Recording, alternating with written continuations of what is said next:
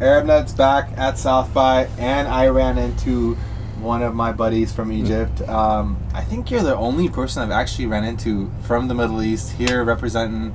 Mohammed, what's going on with you? Good to see you again. All good. You know, I never thought I would see you here. Yeah. We've hung out in Egypt and Cairo, but what brings you here? What do you think about this madness? And how are things going? How are you? Yeah, I'm good.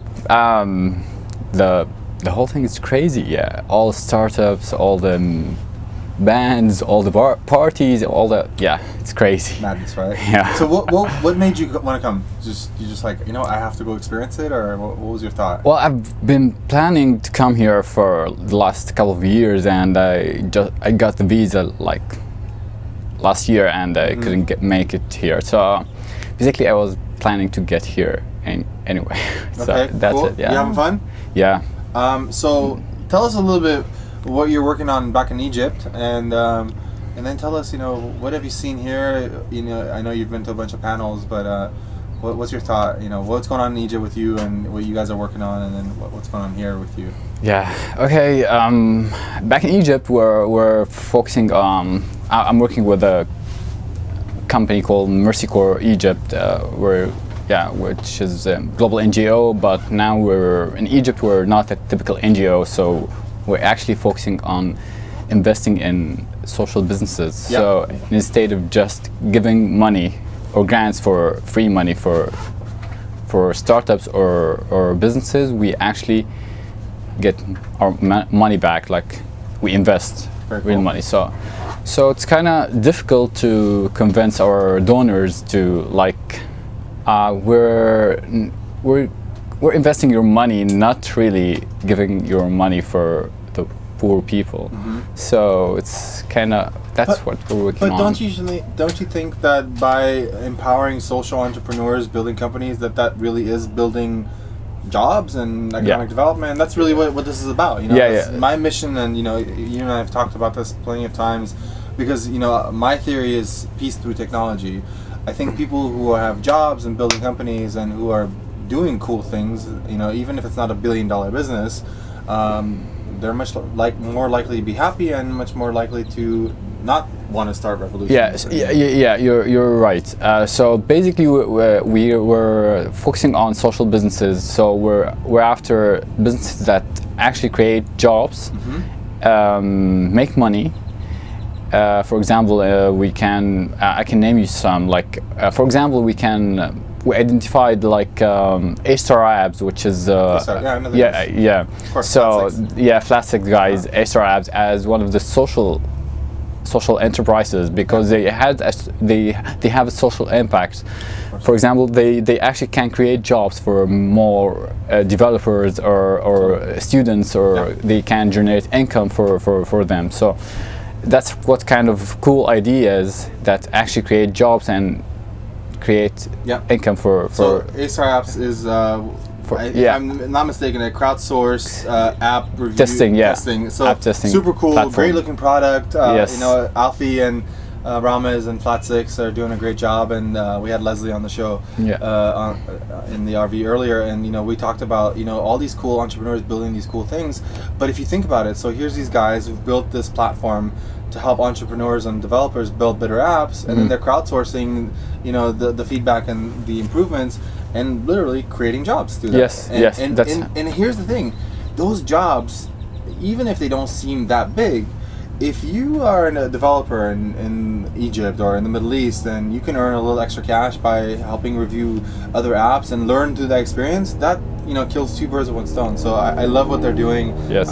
The platform looks good. The product looks good. So I met the guys, Motaz and the guys, and they're super cool. And again, you know, I've been to Cairo 3 times now in the last year, and I just love the energy. Menem, you know, with Ask Native, and Python with Kinjan, and here are these awesome companies who have great technology and are building really cool things, and yet they're kind of disconnected from the world, and you know, they don't. No one is really paying attention to them, and I think they can definitely have a social impact.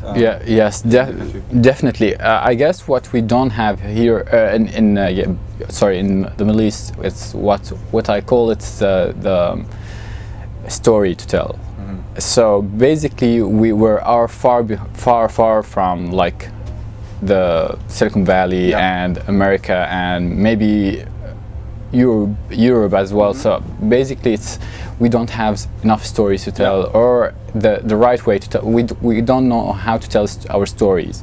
So what we're trying to do is, I believe, we're trying to connect like people from the Silicon Valley and people from Europe and people from our world, which is the Middle East, and bring them all together and share knowledge and share experiences. So I've been like trying to like, you know, just talk to people about the Middle East and how the startup ecosystem is evolving, and how it's really it's not, we're not far behind like the definitely not. I agree. And you know me, I've been running around the Middle East like a crazy man, trying to, you know, open this communication and build this bridge, and, and really just mentor and advise and give feedback and connect the dots. And you know we've just now launched the show Technology and Attend, and it's really designed to educate the entire ecosystem to catch up and to learn, you know, what goes on here and all these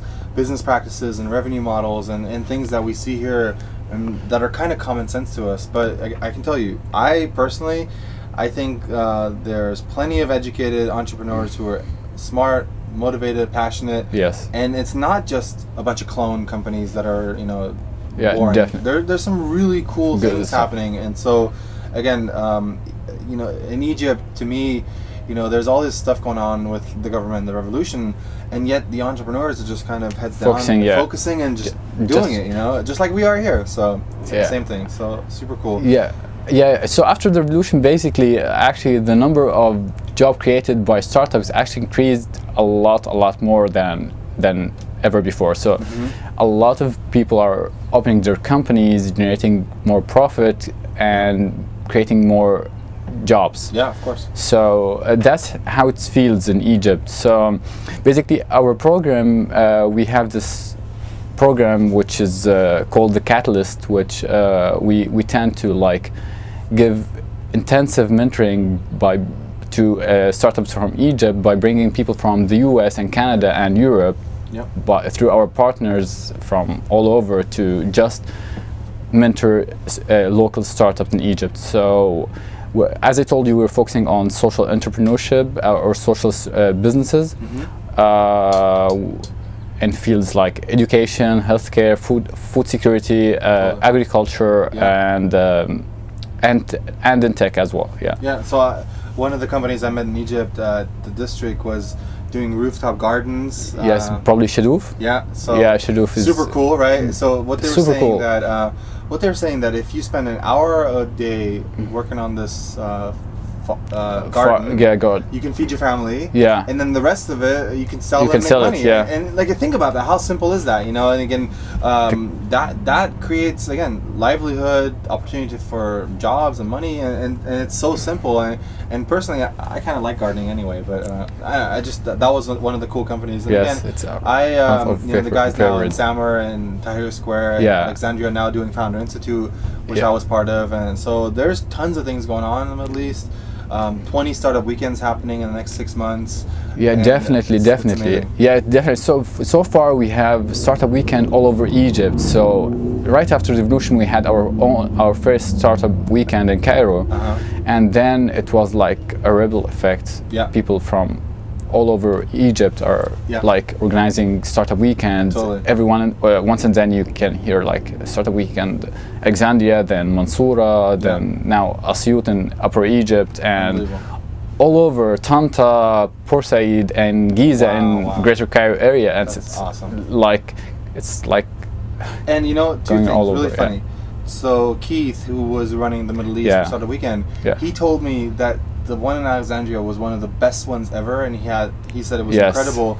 And then Mona Dafraoui, who's a friend of mine, Egyptian entrepreneur, she actually convinced me that entrepreneurship was born in Egypt, you know, like thousands of years ago. And so I bought into that. You can easily say that. It's kind of funny, but it is kind of true. And you know, I can tell you, I have met hundreds and hundreds of people in Egypt specifically, or around the region, that are just as smart and educated Yes. and passionate about building startups and helping their country, their people, their family, and create social movement, because that's really what this all is. Yes, so. yes. I guess with the help of people like Elfi and Sumbati and other VCs, local VCs and angels, and now, as you know, I'm not sure if you know, but we have like 3 different angel groups now in Cairo, and that's just in 1 year. Wow. And it's getting like more angels and more VCs in town. So that's cool. Yeah, it's very cool. It's evolving very, very fast, and I think it's like we're moving in the right direction, and definitely. I'm excited. Yeah. Every time I go to the Middle East, I'm inspired and motivated, and I keep meeting really cool people. So. Yes, actually we're sponsoring 5 entrepreneurs from Egypt to come to ArabNet as well. So. Oh, no way! So I'll be there. Yeah, we're doing this for ArabNet, and I think what they're doing is awesome too. And their events, I haven't been, but I've heard are big and amazing. And yes, Omar is an amazing guy. Omar's awesome. So Omar, yeah, you're awesome. Omar. We love you. And anyway, so we love what you're doing, Mohammed. It was great to see you. Great to see you. With you. And thank you. I'll see you back in Cairo or Beirut, hopefully. Or here before you leave. Yeah, of course. We'll still be around for a couple days. So yes. Anyway, okay. Mohammed, thank you very much. Thank you. We'll see you next time. All right. Okay. Thank you. Peace.